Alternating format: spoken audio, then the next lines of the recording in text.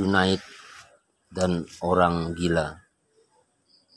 Seorang sufi terkemuka, Syekh Junaid al-Baghdadi, pergi keluar kota Baghdad.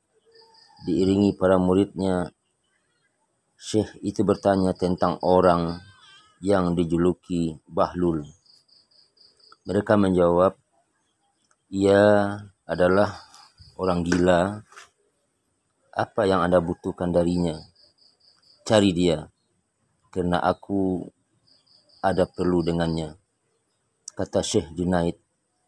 Murid-muridnya lalu mencari Bahlul dan bertemu dengannya di gurun. Mereka lalu mengantar Syekh Junaid kepadanya. Ketika Syekh Junaid mendekati, Bahlul lalu menyapanya.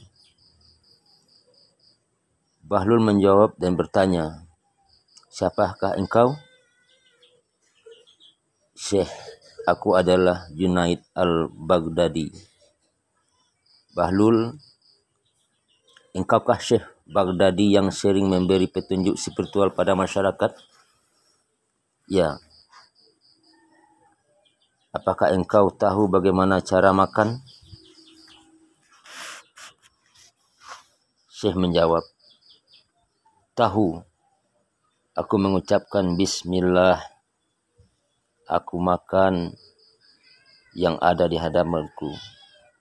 Aku menggigitnya sedikit, meletakkan di sisi kanan dalam mulutku, dan perlahan mengunyahnya. Aku tidak menatap suapan berikutnya. Aku mengingat Allah Subhanahu wa Ta'ala sambil makan. Apapun yang aku makan, aku ucapkan Alhamdulillah. Aku cuci tangan sebelum dan sesudah makan. Bahlul berdiri dan berkata, kau ingin menjadi guru spiritual di dunia, tetapi kau bahkan tidak tahu bagaimana cara makan. Sambil berkata demikian, ia berjalan dan pergi. Murid Syekh itu berkata, wahai Syekh, ia adalah orang gila. Syekh menjawab, ia orang gila yang cerdas dan bijak. Dengarkan kebenaran darinya. Bahlul mendekati sebuah bangunan kosong, lalu duduk. Syekh Junaid pun datang mendekatinya. Bahlul kemudian bertanya, siapakah engkau? Syekh al-Baghdadi yang bahkan tak tahu bagaimana cara makan.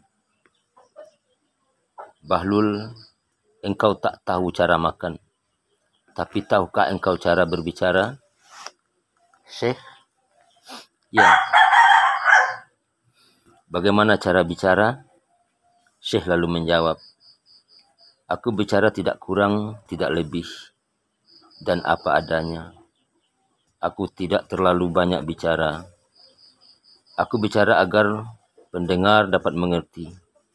Aku mengajak orang-orang kepada Allah Subhanahu wa Ta'ala dan Rasulullah sallallahu alaihi wasallam. Aku tidak bicara terlalu banyak agar orang tidak menjadi bosan. Aku memberikan perhatian atas keadaan, kedalaman pengetahuan lahir dan batin. Lalu Bahlul berkata, kau tak tahu makan, kau pun tak tahu bagaimana cara bicara. Bahlul pun berdiri, menyibakkan pakaiannya dan berjalan pergi. Murid-muridnya berkata, wahai Syekh, dia orang gila. Apa yang engkau harapkan darinya? Syekh menjawab, ada sesuatu yang aku butuhkan darinya. Kalian tidak tahu. Ia lalu mengejar mendekati Bahlul, lalu bertanya, apalagi yang kau inginkan dariku? Kau yang tidak tahu bagaimana cara makan, cara bicara, apakah kau tahu bagaimana cara tidur? Ya, aku tahu, jawab Syekh. Bagaimana caramu tidur? Tanya Bahlul. Syekh Junaid menjawab, ketika aku selesai salat Isya, lalu berdoa, aku kenakan pakaian tidur. Kemudian ia ceritakan cara-cara tidur sebagaimana yang lazim dilakukan para ahli agama.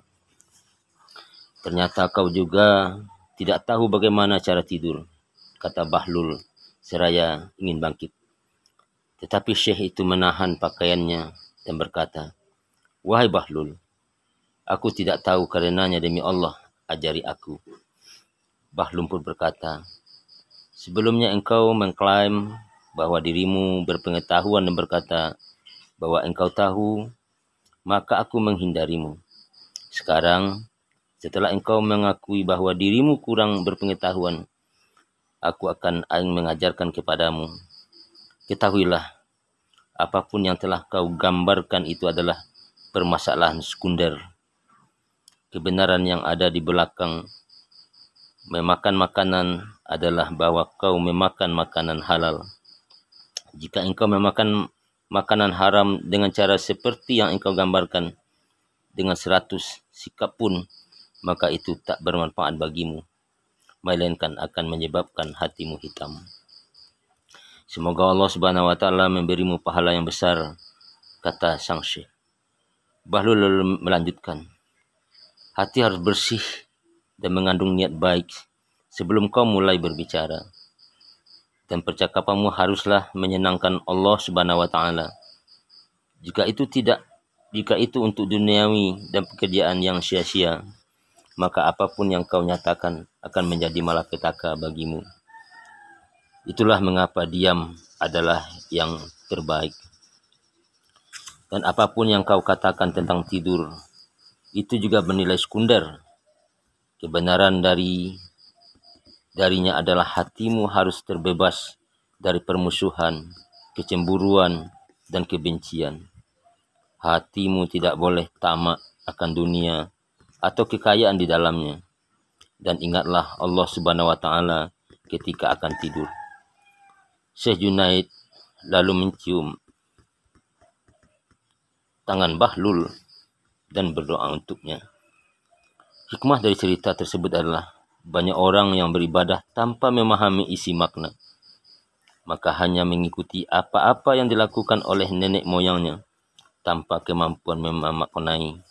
Semoga dengan cerita ini kita dapat memaknai setiap awal yang dilakukan, sehingga makan, bicara, dan tidur pun menjadi cahaya. Dikutip dari buku Tasawuf dan Etos Kerja karangan Kiai Haji Mustaghfirin Amin. Assalamualaikum warahmatullahi wabarakatuh.